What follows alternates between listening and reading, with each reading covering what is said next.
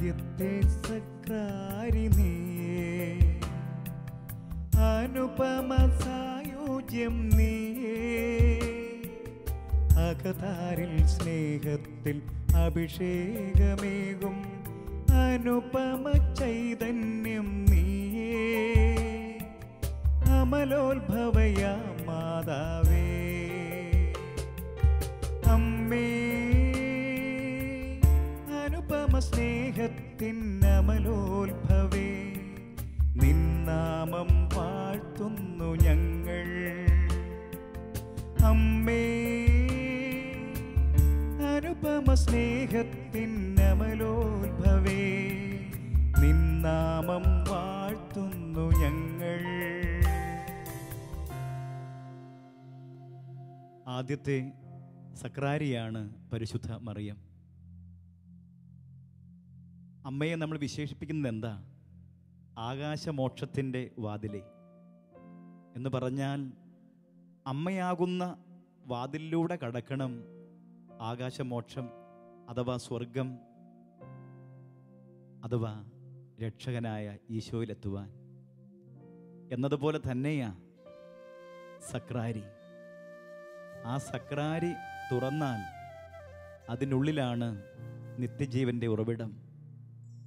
ഞാൻ വന്നിരിക്കുന്നത് നിങ്ങൾക്ക് ജീവനുണ്ടാകുവാനും അത് സമർത്ഥമായി ഉണ്ടാകുവാനുമാണെന്ന് അരുളി ചെയ്യുന്ന ദിവ്യകാരുണ്യം, പരിശുദ്ധ ദിവ്യകാരുണ്യം വസിച്ച ഇടമാണ് പരിശുദ്ധ അമ്മയുടെ ഉദരം. അതേ പ്രിയമുള്ളവരെ, കാർമൽ ഗീതങ്ങൾ നമുക്കായി ഒരുങ്ങുമ്പോൾ പരിശുദ്ധ അമ്മ വഴി നടന്നെടുക്കാം യേശുവിലേക്ക്. ആ ദിവ്യസ്നേഹ പരിശുദ്ധ പരമ ദിവ്യകാരുണ്യത്തിൻ്റെ നിറവിൽ നമ്മുടെ ജീവിതങ്ങളെ ധന്യമാക്കാം. ഒത്തിരി സ്നേഹത്തോടെ ദിവ്യകാരുണ്യത്തിൻ്റെ അമ്മയെ നമുക്ക് പാടി പ്രകീർത്തിക്കാം.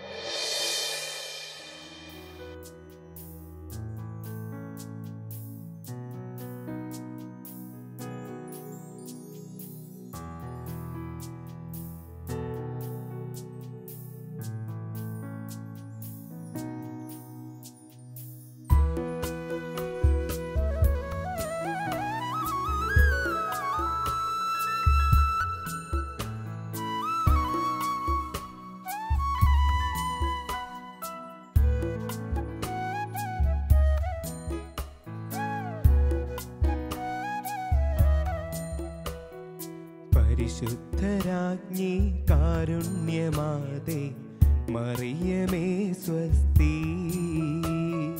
ഞങ്ങൾ തൻ ജീവനും മധുരവും നീ, ശരണവും നീയേ, ശരണവും നീയേ. അമ്മ തന്റെ പാപമേറും മക്കളാം ഞങ്ങൾ, അങ്ങേ സന്നിധിയിൽ കേടുകൊണ്ടേ നിൽപ്പു മാതാവേ, നിൽപ്പു മാതാവേ. പരിശുദ്ധരാജ്ഞി കാരുണ്യമാതേ മറിയമേ സ്വസ്തി, ഞങ്ങൾ തൻ ജീവനും മധുരവും നീ, ശരണവും നീയേ, ശരണവും നീയേ.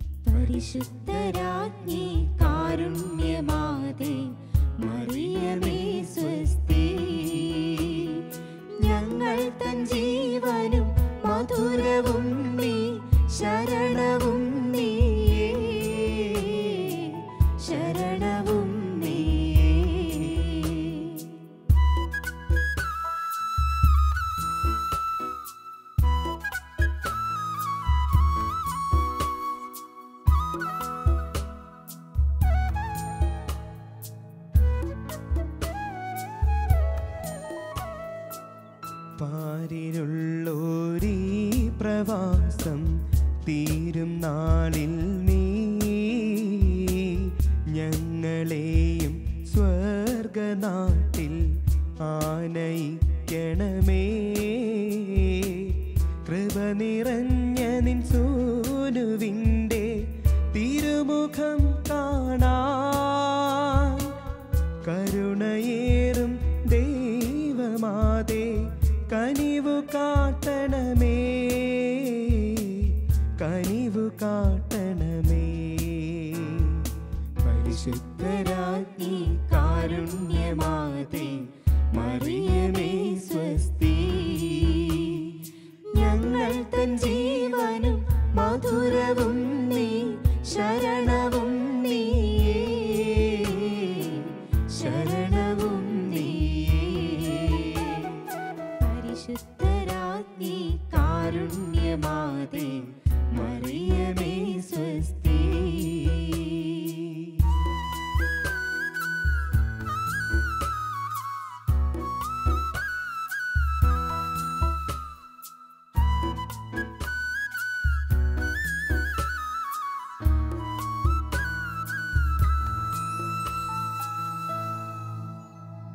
നിഹാൽ, നേഹ ചേച്ചിയും അനിയനും വീണ്ടും ഗാനം പാടി. പ്രത്യേകിച്ച് പരിശുദ്ധരാജ്ഞി കരുണയുടെ മാതാവേ സ്വസ്തി എന്ന പ്രശസ്തമായ പ്രാർത്ഥന ഗാനരൂപേണ പാടി. എന്താണ് കരുണ നിറഞ്ഞ മാതാവ് ജീവിതത്തിൽ ചെയ്തിട്ടുള്ള അനുഭവങ്ങൾ ഒന്ന് പങ്കുവയ്ക്കൂ. നേരെ പറയുകയാണെങ്കിൽ മാതാവ് നടത്തുമായിരുന്നു ചെറുപ്പം മുതലേ, അത് ഞാൻ പറഞ്ഞു. പിന്നീട് എൻ്റെ +2 കഴിഞ്ഞുള്ള കാലഘട്ടം മുൻപോട്ട് എന്ത് ചെയ്യണം എന്നുള്ളൊരു ബ്ലാങ്ക് ആയിരുന്നു. കാരണം എനിക്ക് ആകെ ജീവിതത്തിൽ അറിയാവുന്ന, ഇൻക്ലൂഡിങ് എൻജിനീയറിങ്ങിനെ കുറിച്ച് പോലും എനിക്കൊന്നും അറിയത്തില്ല.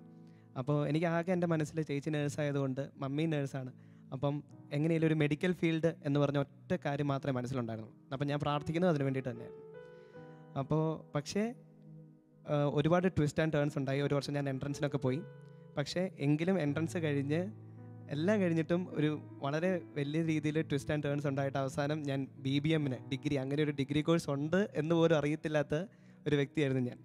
അങ്ങനെ ഞാൻ BBMന് മംഗലാപുരത്ത് ചേരുമായിരുന്നു. അപ്പം ഞാൻ മാധവനോട് ചോദിക്കുമായിരുന്നു, എൻ്റെ ഇഷ്ടം നീ സാധിച്ചു തന്നില്ല, പിന്നെ നീ എന്തിനാ എന്നെ BBMന് കൊണ്ട് ചേർത്തിരിക്കുന്നത് ആദ്യകാലങ്ങളിൽ ഞാൻ ചോദിച്ചിട്ടുണ്ട്. പക്ഷേ അതിന് ഉത്തരം കിട്ടിയത് ഏകദേശം 2 മാസം കഴിഞ്ഞ് പിന്നെ ഇങ്ങോട്ട് ഉത്തരങ്ങൾ മാത്രമേ ഉണ്ടായിരുന്നുള്ളൂ. കാരണം ഒരു 2 മാസം കഴിഞ്ഞിട്ടാണ് എനിക്ക് ആദ്യമായിട്ട് ചേച്ചി എന്നെ വിളിച്ച്, ചേച്ചി നാട്ടിൽ പോയപ്പോൾ ചേച്ചി എന്നെ വിളിച്ച് പറയുന്നത്, നിഹാലെ നമുക്ക് ഷാലോമിൻ്റെ ഏജൻസി എടുത്താലോ എന്ന് ചോദിച്ചു. അപ്പം ഞാൻ പറഞ്ഞു, ചേച്ചി എനിക്കിതിനെക്കുറിച്ച് വലിയ പിടുത്തമൊന്നുമില്ല, ഏജൻസി നമുക്ക് ഇനിയിപ്പോൾ അതുകൊണ്ട് ഞാൻ കോളേജിൽ പോയിക്കൊണ്ടിരിക്കുന്ന സമയമാണ്, എനിക്ക് അതുകൊണ്ട് പിടിച്ചിരിക്കാനൊന്നും പറ്റിയില്ല, ഇതിൻ്റെ പുറകെ നടക്കാനൊന്നും പറ്റിയില്ലെന്ന് പറഞ്ഞു. ചേച്ചി പറഞ്ഞു, അല്ലാതെ ഒരു 10 കോപ്പി എടുത്ത് നമുക്ക് ആർക്കെങ്കിലും ഒരു 10 കോപ്പി നമ്മൾ അടുപ്പമുള്ള 10 പേർക്ക് നമുക്ക് കൊടുക്കാം. അപ്പം ഞങ്ങൾ കാസർഗോഡ് ചെന്നിട്ടേ ഉള്ളൂ, അധികം പേര് അടുപ്പവും ഇല്ല. ഞാൻ പറഞ്ഞു ശരി, എന്തായാലും ചേച്ചി പറഞ്ഞതല്ലേ, 10 കോപ്പി, അതിൽ കൂടുതലൊന്നും ചെയ്തേക്കരുതെന്ന് പറഞ്ഞ് 10 കോപ്പിക്ക് ഇവിടെ ഓർഡർ കൊടുത്തു. 10 കോപ്പി വരുന്നതിന് മുമ്പ് തന്നെ ഞാനൊരു 10 പേരെ അറിയാവുന്ന, ക്ലോസ് ആയിട്ട് അറിയാവുന്ന കുറച്ച് പേരെ പോയി കണ്ട് എല്ലാവരോടും സംസാരിച്ച് അങ്ങനെ 10 കോപ്പിയിൽ നിന്നാണ് ഞങ്ങൾ ശാലോം തുടങ്ങുന്നത്. അത് കഴിഞ്ഞിട്ട് പിന്നീട് ശാലോമിൻ്റെ മീറ്റിങ്ങിന് ചെന്നപ്പോഴത്തേക്ക് സിബി സാറാണ് നയിക്കുന്ന മീറ്റിങ്. അപ്പോൾ സിബി സാറ് പറഞ്ഞു, നിങ്ങൾ ഒരു സമ്പൂർണ്ണ ശാലോം ഇടവകയാക്കുകയാണെങ്കിൽ നിങ്ങൾക്ക് ഒരു ധ്യാനം ശാലോമായിട്ട് നടത്തി തരുമെന്നൊക്കെ പറഞ്ഞു. അപ്പം എന്തോ മനസ്സിലപ്പോൾ പറഞ്ഞു, എന്നാൽ ഒരു കാര്യം ചെയ്യാം, സമ്പൂർണ്ണ ശാലോമാക്കിയേക്കാം. അപ്പം ബാക്കിയുള്ള ഇടവകളെ പോലെയല്ല കാസർഗോഡ് ഇടവക. കാരണം കേരളത്തിൽ തന്നെ എനിക്ക് തോന്നുന്ന ഏറ്റവും കൂടുതൽ വ്യാപ്തിയുള്ള, അതായത് ഏറ്റവും കൂടുതൽ ഡിസ്റ്റൻസ് ഉള്ള ഒരു റേഡിയസ് ഉള്ള ഒരു ഇടവകയാണ് കാസർഗോഡ്. അതായത് ഒരു വീട്ടിൽ നിന്ന് ഒരു വീട്ടിലേക്ക് പോകാനായിട്ട് മിനിമം 3 കിലോമീറ്റർ സഞ്ചരിക്കണം. ഏറ്റവും അകലെയുള്ള വീടെന്ന് പറഞ്ഞാൽ 10-32 കിലോമീറ്റർ അകലെ വീടുണ്ട്. അപ്പം അങ്ങനെ എല്ലാ വീടുകളിലും കയറി ഇറങ്ങി ശാലോം പ്രചരിപ്പിക്കുക എന്നുള്ളൊരു കാര്യം. ഏകദേശം ഒരു 600 കിലോമീറ്ററിന് മേളിൽ ഞാൻ ബൈക്കിൽ സഞ്ചരിച്ചിട്ടുണ്ട് ശാലോം പ്രചരിപ്പിക്കാനായിട്ട്. അങ്ങനെ സമ്പൂർണ്ണ ശാലോം ഇടവകയാക്കി കാസർഗോഡിനെ ഉയർത്തി. അപ്പം അതൊരു റേഞ്ചിൽ കൂടെ അങ്ങനെ പോയിക്കൊണ്ടിരിക്കുമ്പോഴാണ് ബാക്കി കാര്യങ്ങൾ, ഒരുപാട് കാര്യങ്ങൾ മാതാവ് ഇങ്ങനെ സൈഡിൽ കൂടെ നമ്മളങ്ങ് ഉയർത്തിക്കൊണ്ട് പോകുമായിരുന്നു. അതുപോലെ തന്നെയാണ് ഈ കാർമൽ ഗീതങ്ങളിൽ ഒരു പ്രാവശ്യം എന്നെ ഇങ്ങനെ വിളിച്ചിരുന്നു, റോയ് ബ്രദർ എന്നെ വിളിച്ചിരുന്നു, ഞാനേ ഇങ്ങനെ വരാൻ താല്പര്യമുണ്ടോയെന്ന് ചോദിച്ചു. നീ ഈ പരിപാടി കാണാൻ പറഞ്ഞു. ഞാൻ പരിപാടി കണ്ടു. ഞാൻ പരിപാടി കണ്ടിട്ട് പറഞ്ഞു, ബ്രദറെ എന്നെക്കൊണ്ട് പറ്റിയാൽ, എന്നെക്കൊണ്ട് ചേച്ചിയെ കൊണ്ട് പറ്റുന്ന പരിപാടിയാണെന്ന് തോന്നുന്നില്ല, മാതാവിന് ആഗ്രഹം ഉണ്ടെങ്കിൽ ഇനി ഒരു പ്രാവശ്യം ഞങ്ങളെ വിളിക്കും, അപ്പം ഞങ്ങൾ വരാമെന്ന് പറഞ്ഞു. അങ്ങനെ 2ാമത് ബ്രദർ വിളിച്ച് പറഞ്ഞാണ് നിങ്ങൾ വരണം എന്നൊരു, ഇപ്പോൾ ഒരു 8 മാസം 9 മാസമായി അങ്ങനെ വിളിച്ച് പറയായിരുന്നു. പിന്നെ അതുപോലെ ഒരു കാര്യം കൂടെ ഞാൻ പറയാം. ഒരു പ്രാവശ്യം ധ്യാനത്തിന് പരിയാരം ധ്യാനകേന്ദ്രത്തിൽ പോയപ്പോൾ ബ്രദർ ഡാൽസനാണ് കൗൺസിലിംഗ് എന്ന്. അപ്പം ബ്രദർ കൗൺസിലിംഗ് തന്നുകൊണ്ടിരിക്കുന്നതിൻ്റെ ഇടയ്ക്ക് പറഞ്ഞേടാ അമ്മ നിൻ്റെ അടുത്ത് വന്നിപ്പോൾ നിപ്പുണ്ട്. എന്നിട്ട് പറഞ്ഞു അമ്മ നിന്നോട് ആവശ്യപ്പെടുന്നു ഒരു കൈക്കൊന്ത നിൻ്റെ പോക്കറ്റിൽ എപ്പോഴും ഇട്ടുകൊണ്ട് നടക്കണം എന്ന് അമ്മ നിന്നോട് ആവശ്യപ്പെടുന്നുണ്ടെന്ന് പറഞ്ഞു. എന്നോട് അപ്പം തന്നെ ബ്രദർ പറഞ്ഞു ഇപ്പം തന്നെ നീ പോയി മേടിക്കണം. അങ്ങനെ ഞാൻ പോയി മേടിച്ചു. അന്ന് മുതൽ ഒരു കൈക്കൊന്ത കയ്യിലുണ്ട്. രാത്രി കിടക്കാൻ നേരത്ത് മിക്ക ദിവസം തന്നെ കൊന്ത ചൊല്ലിയിട്ടാണ് കിടക്കുന്നത്. അങ്ങനെ പല പല രീതികളിൽ എങ്ങനെ പോയാലും അവസാനം മാതാവിൻ്റെ വഴിക്ക് തന്നെ തട്ടിക്കറ്റി വിടുന്ന രീതിയിലാണ് നടന്നുകൊണ്ടിരുന്നത്. സഹോദരങ്ങളെ, പലപ്പോഴും നമ്മുടെ വഴികളല്ല ദൈവത്തിൻ്റെ വഴി. നമ്മൾ കരുതും ഇതാണ് ശരി, ഇങ്ങനെ പോകണം. എന്നാൽ കർത്താവ് എന്താ പറയുക? കർത്താവ് പറയുന്നു ഇതാണ് വഴി, ഇതിലേ പോവുക. ഞാനാണ് വഴിയും സത്യവും ജീവനും എന്നരുളി ചെയ്ത ഈശോ. ആ ഈശോയാകുന്ന വഴിയിലേക്ക് നമ്മളെ കൈപിടിക്കുന്നവൾ പരിശുദ്ധ അമ്മ അല്ലാതെ മറ്റാരുമല്ല. ഈ മകൻ പങ്കുവെച്ചത് ഓർക്കുന്നു. ഒരു 10 ശാലോം കോപ്പിയെടുത്ത് വിതരണം ചെയ്യുക. പക്ഷെ സംഭവിച്ചതെന്താ? ഒരു സമ്പൂർണ്ണ ഇടവക, അതും ചിതറിക്കിടക്കുന്ന അനേക വിദൂരതയിലുള്ള ഭവനങ്ങൾ ഉൾപ്പെടെ കയറി ഇറങ്ങുവാൻ 500-600 കിലോമീറ്ററോളം ബൈക്ക് ഓടിച്ചുകൊണ്ട് തൻ്റെ യുവത്വം അത് കർത്താവിൻ്റെ വചനസാക്ഷ്യം നൽകുവാൻ, മാധ്യമങ്ങളിലൂടെ പ്രചരിപ്പിക്കുവാനുള്ള ആ ഹൃദയത്വര അത് നൽകുന്നത് പരിശുദ്ധ അമ്മയാണ്. പരിശുദ്ധാത്മാവ് പരിശുദ്ധ അമ്മ വഴിയാണ് പ്രേരിപ്പിക്കുക. അപ്പോൾ ചെറുതോ വലുതോ എന്തുമായിക്കൊള്ളട്ടെ, ദൈവരാജ്യ ശുശ്രൂഷയിൽ ഒരു കുഞ്ഞിനെ ഒരുക്കുന്നവൾ അത് പരിശുദ്ധ അമ്മ തന്നെയാണ്. ഏറ്റവും വലിയ പ്രഘോഷകനല്ലേ ഈശോ? പാലസ്തീനായിലൂടെ ദൈവത്തെ മഹത്വപ്പെടുത്തി പിതാവിൻ്റെ ഹിതം നിറവേറ്റി കടന്നുപോയവൻ ആ പ്രഘോഷകൻ്റെ അമ്മയാണ് പരിശുദ്ധ അമ്മ. അപ്പോൾ ശുശ്രൂഷാവേദിയിൽ എപ്പോഴും കരം പിടിക്കുന്ന ഈ അമ്മയെ സ്നേഹിക്കാം, അമ്മയെ വണങ്ങാം. അടുത്ത ഗാനത്തിലേക്ക് പ്രവേശിക്കാം.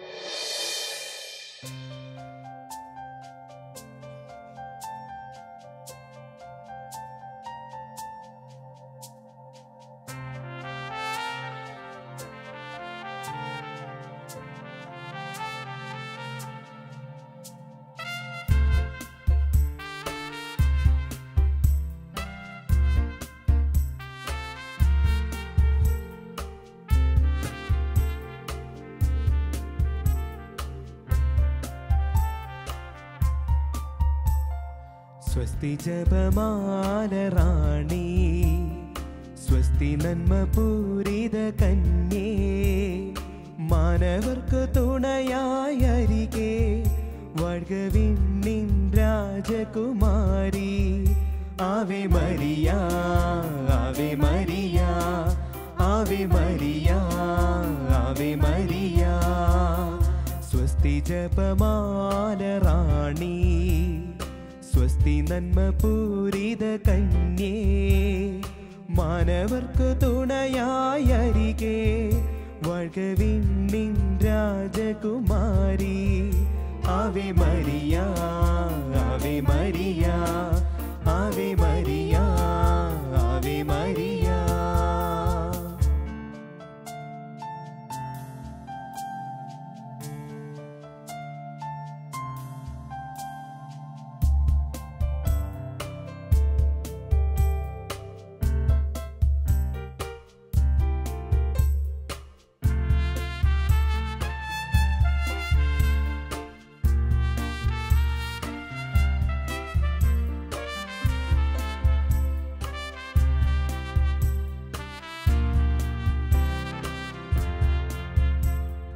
കൊന്തയൻ കൈകളിലേന്തവേ ഏന്തിടും തൃക്കൈയിലൻ കരം, കൊന്തയൻ കൈകളിലേന്തവേ ഏന്തിടും തൃക്കൈയിലൻ കരം. ജപമാല എൻ്റെ ഹാരമായിടുമ്പോൾ അമ്മയെത്തും കാവലായി. ജപമാല എൻ്റെ ഹാരമായിടുമ്പോൾ അമ്മയെത്തും കാവലായി. ജപമാല ചൊല്ലി എന്നും അമ്മയെ വണങ്ങാം, കണ്ണുനീരിൽ കൈവിടാത്ത കന്യയെ പുകഴ്ത്താം. ജപമാല ചൊല്ലി എന്നും അമ്മയെ വണങ്ങാം, കണ്ണുനീരിൽ കൈവിടാത്ത കന്യയെ പുകഴ്ത്താം.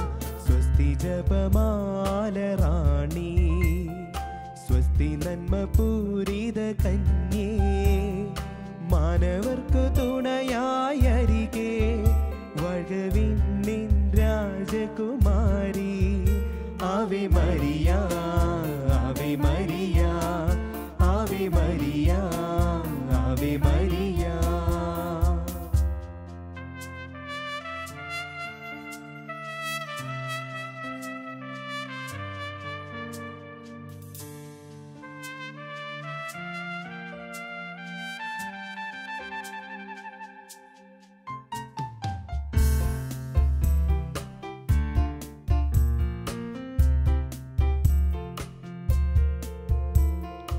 അമ്മയാം സ്നേഹത്തിലലിയുവാൻ, അമ്മതൻ പാതകൾ പുൽകുവാൻ. അമ്മയാം സ്നേഹത്തിലലിയുവാൻ, അമ്മതൻ പാതകൾ പുൽകുവാൻ. അമ്മയോടു ചേർന്ന് യേശുവിങ്കലെത്താൻ കനിയണേ തായേ നീ. അമ്മയോടു ചേർന്ന് യേശുവിങ്കലെത്താൻ കനിയണേ തായേ നീ. ദൈവവചനത്തെ എന്നും ആശ്രയിച്ച തായേ, കൈപിടിച്ചു നീ നയിക്ക വചനത്തിൻ മാർഗേ. ദൈവവചനത്തെ എന്നും ആശ്രയിച്ച തായേ, കൈപിടിച്ചു നീ നയിക്ക വചനത്തിൻ മാർഗേ. സ്വസ്തി ജപമാല റാണി, സ്വസ്തി നന്മ പൂരിത കന്യേ. മാനവർക്കു തുണയായരികെ വഴവിന്നിൻ രാജകുമാരി. Ave Maria, Ave Maria, Ave Maria, Ave Maria. സ്വസ്തി ജപമാല റാണി, ജപമാല മണികളിലൂടെ രക്ഷകന്റെ ദിവ്യസ്നേഹ ചരിത്രം, രക്ഷാകര ചരിത്രം ഞങ്ങൾ മനനം ചെയ്യുമ്പോൾ ഞങ്ങളുടെ ജീവിതത്തിൽ സന്തോഷവും പ്രകാശവും ദുഃഖവും മഹത്വവും ഉണരുന്ന അനുഭവമാകും. ജീവിതത്തിലെ സന്തോഷ വഴികളിൽ മതിമറക്കാതിരിക്കുവാനും ദുഃഖത്തിൻ്റെ നിമിഷങ്ങളിൽ മഹത്വത്തിൻ്റെ ദിനമുണ്ടെന്ന് പ്രത്യാശിക്കുവാനും ഞങ്ങളെ പഠിപ്പിക്കുവാൻ പരിശുദ്ധാത്മാവിനോട് പ്രാർത്ഥിക്കാം. പരിശുദ്ധാത്മാവിൻ്റെ മണവാട്ടിയായ പരിശുദ്ധ അമ്മ കൂടെയുള്ളപ്പോൾ നമ്മുടെ ജീവിതം പരിശുദ്ധാത്മപൂരിതമായി മാറും. അതുകൊണ്ടാണല്ലോ സഹിയോൻ മാളികയിൽ ഭയത്തിൻ്റെ പിടിയിലമർന്നിരുന്ന ശിഷ്യഗണങ്ങളെ ഒരുമിച്ച് ചേർത്ത് പരിശുദ്ധ അമ്മ പ്രാർത്ഥിച്ചൊരുക്കിയപ്പോൾ പരിശുദ്ധാത്മാവ് അഗ്നിനാളങ്ങളായി പെയ്തിറങ്ങി. പ്രിയമുള്ളവരെ, നമ്മുടെ ജീവിതത്തിൽ പരിശുദ്ധാത്മാവിൻ്റെ നിറവിൻ്റെ ആവശ്യകത തിരിച്ചറിഞ്ഞ് പരിശുദ്ധ അമ്മയോട് ചേരുക. അമ്മയുള്ളിടത്ത് പരിശുദ്ധാത്മാവിൻ്റെ നിറവുണ്ട്. പരിശുദ്ധാത്മാവ് എന്നും നമ്മെ നയിക്കും. അതിന് പരിശുദ്ധ അമ്മ എന്നും കരം പിടിക്കും. നമുക്ക് പ്രാർത്ഥിക്കാം. പരിശുദ്ധ മാതാവേ, ജപമാല രാജ്ഞി, അമ്മയോടൊപ്പം ഞങ്ങളെ യാത്ര ചെയ്യട്ടെ. അമ്മയുടെ കരത്തോട് ചേർന്ന് നിന്ന്, അമ്മയുടെ വിമല ഹൃദയത്തോട് ചേർന്ന് നിന്നുകൊണ്ട് ഞങ്ങൾ യാത്ര തുടരട്ടെ. യേശുവിൽ എത്തിച്ചേരുവാൻ, അവിടുത്തെ തിരുഹൃദയ സ്നേഹത്തിൻ്റെ സാക്ഷ്യം വഹിക്കുവാൻ, ദിവ്യവചന സാക്ഷികളാകുവാൻ തിരുവചനം ഉദരത്തിലും ഹൃദയത്തിലും നിറച്ച മാതാവേ, പരിശുദ്ധ അമ്മേ, അമ്മ ഞങ്ങൾക്ക് തുണയേകണമേ, തുണയാകണമേ. ആമേൻ.